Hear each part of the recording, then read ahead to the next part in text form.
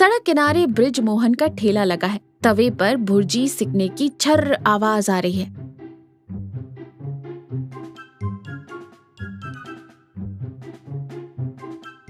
बनवारी अपनी टाई ढीली करते हुए थके हुए चेहरे के साथ अपनी साइकिल से उतरकर वहां आता है। आजा बनवारी भाई, तुम्हारा ही इंतजार कर रहा था। चेहरा देखकर लग रहा है आज ऑफिस में बॉस ने अच्छे से क्लास ली है। बनवारी गहरी सांस छोड़ते हुए कहता है, ऑफिस में बॉस और घर पर मेरी बीवी माया। मेरी जिंदगी तो दो रोटियों के बीच फंसे प्याज के टुकड़े जैसी हो गई है ब्रिजमोहन। और घर पर मेरी बीवी जो खाना बनाती है ना, उसके बारे में तो जितना कम बोलूं उतना अच्छा है। सब कुछ उबला हुआ, मेरी जीभ का स्वाद मरे हुए हफ्ता भर हो गया है। जल्दी से मेरी पुरानी दवाई दे दो। ब्रिजमोहन मुस्कुराते हुए कहता है, मेरे पास दवाई नहीं मसाला है भाई। फिर कलछी चलाते हुए कहता है, लाल मिर्च थोड़ी ज्यादा डाल रहा हूँ, देखना इस खुशबू से ही तुम्हारे ऑफिस की सारी टेंशन उड़ जाएगी। ब्रिजमोहन गर्मा गर्म तीखी भुर्जी एक कागज की प्लेट में डालकर बनवारी को देता है। बनवारी भूखों की तरह खाता है। तीखेपन की वजह से उसकी आंखों से पानी बहने लगता है और वो नाक सिकोड़ता है। बनवारी आंसू पोंछते हुए कहता है, आह ब्रिजमोहन, क्या स्वाद है यार। ये तीखापन जैसे ही गले के नीचे जा रहा है, मेरी नसों में जान आ रही है। आँखों से निकलने वाला ये पानी कोई आम आंसू नहीं है भाई, ये तो खुशी के आंसू हैं। लेकिन मुझे बस एक ही डर है। ब्रिजमोहन हैरानी से कहता है, क्या बात है भाई, मिर्च कुछ ज्यादा हो गई क्या? वो बात नहीं है, अगर मैं ये रोतलू शक्ल लेकर घर गया ना, तो मेरी माया मुझे छोड़ेगी नहीं। कल ही पूछ रही थी, क्या बात है, रोज आंखें लाल करके क्यों आते हो? और मुझे तो झूठ बोलना भी नहीं आता। अरे तो इसमें क्या है भाई, कह देना बाइक पर आ रहा था, आंख में धूल चली गई। औरतें ये सब आसानी से मान लेती हैं। चलो कल मिलते हैं, संभल कर जाना। बनवारी दबे पांव चोरों की तरह धीरे से दरवाजा खोलकर अंदर आता है। सोफे पर माया गुस्से में बैठी है। पास ही पड़ोसन उर्मिला उसके कान में कुछ फुसफुसा रही है।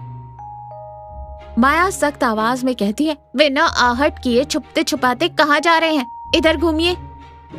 बनवारी चौंक कर पीछे मुड़ता है। उसकी आंखें लाल है, नाक लाल है और वो रुमाल से मुंह पोंछ रहा है।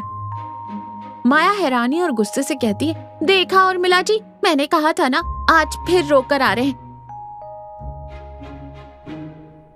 सुनिए जी, रोज ऐसे रोते हुए आते हैं। क्या ऑफिस में कोई आपको मारता है या सैलरी काट ली है? मुझे सच सच बताइए। ऐसी कोई बात नहीं है माया, बाहर बहुत तेज हवा चल रही थी ना, तो बस धूल मिट्टी उड़कर आंखों में चली गई, और कुछ नहीं।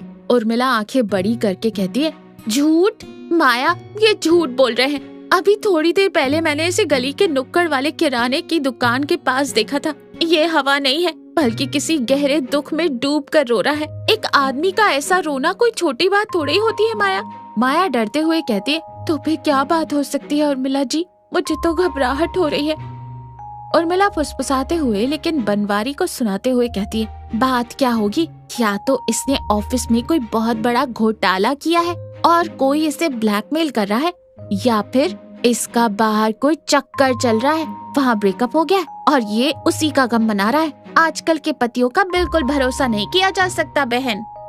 बनवारी हक्के बक्के होकर हाथ हिलाते हुए कहता है, ये क्या कह रही हैं उर्मिला जी? मेरा कोई स्कैम या अफेयर नहीं चल रहा है माया। मेरी बात मान, वो सिर्फ धूल थी। मुझे बहुत भूख लगी है, मैं अंदर जा रहा हूँ।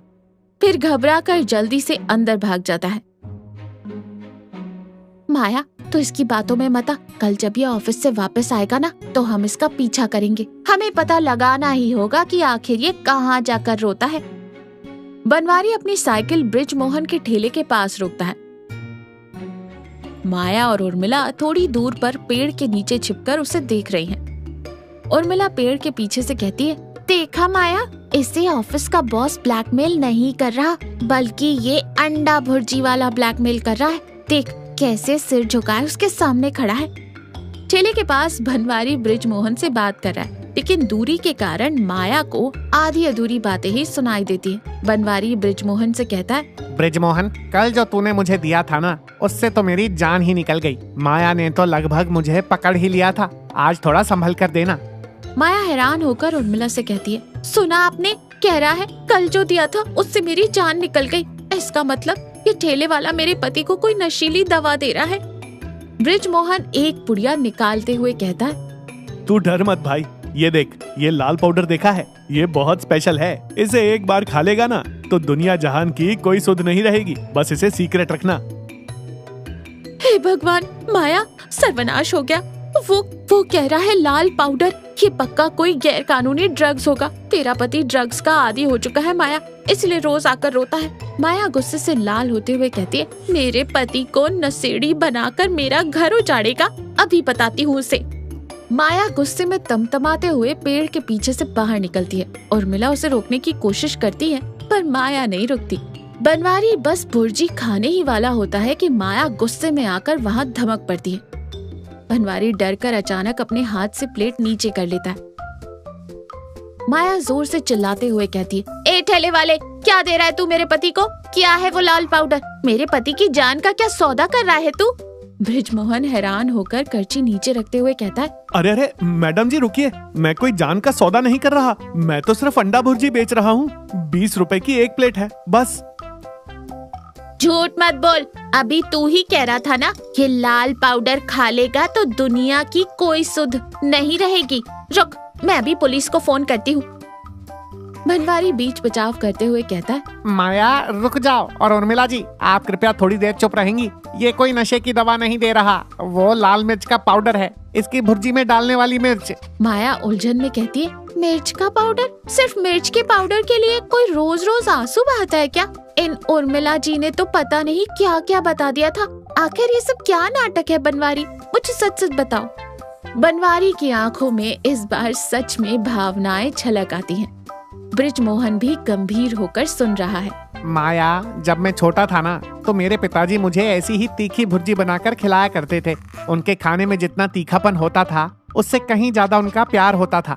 उनके गुजर जाने के बाद मुझे वो स्वाद कहीं नहीं मिला। मैं न जाने कितने होटलों में गया पर वो प्यार वाला स्वाद कहीं नहीं दिखा। लेकिन जिस दिन मैंने पहली बार बृजमोहन की भुर्जी खाई, मुझे मेरे बाबूजी याद आ गए। जब वो तीखी मिर्च मेरे गले से नीचे उतरती है ना तो ऐसा लगता है जैसे बाबूजी अपने हाथों से मुझे खिला रहे हों। मैं मिर्च की वजह से नहीं रोता माया, मैं उन पुरानी यादों की वजह से रोता हूँ। घर में अगर तुम उबला हुआ खाना खिलाती हो तो मुझे कोई शिकायत नहीं है, पर इस भुर्जी की याद मुझे यहाँ तक खींच लाती है। मैंने तुम्हें इसलिए नहीं बताया क्योंकि मुझे लगा तुम बुरा मान जाओगी। माया की आंखों में आंसू आ जाते हैं। उर्मिला को अपनी हरकतों पर शर्मिंदगी महसूस होती है।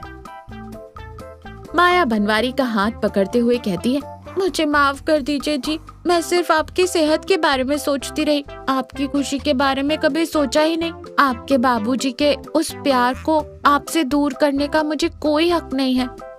बृजमोहन हंसते हुए माहौल को हल्का करके कहता है, अरे मैडम जी आप मत रोइए, यहाँ रोने का कॉन्ट्रैक्ट सिर्फ और सिर्फ बनवारी भाई के पास है। आप भी तो जरा मेरी भुर्जी चक्कर देखिए। फिर वो एक प्लेट भुर्जी माया को देता है। माया एक निवाला खाती है और मिर्ची के तीखेपन से उसकी आंखों में भी पानी आ जाता है। उफ, सच में ये तो नशीली दवा है, लेकिन प्यार से बनी हुई नशीली दवा। बृजमोहन भैया, अब से घर में जिस दिन भी उबला हुआ खाना बनाऊंगी, मेरे पति यहीं आकर खाएंगे। इसका मतलब तुम आगे भी उबला हुआ खाना ही बनाओगी? सब लोग जोर से हंसते हैं। उर्मिला चुपचाप खिसक कर एक तरफ खड़ी हो जाती है।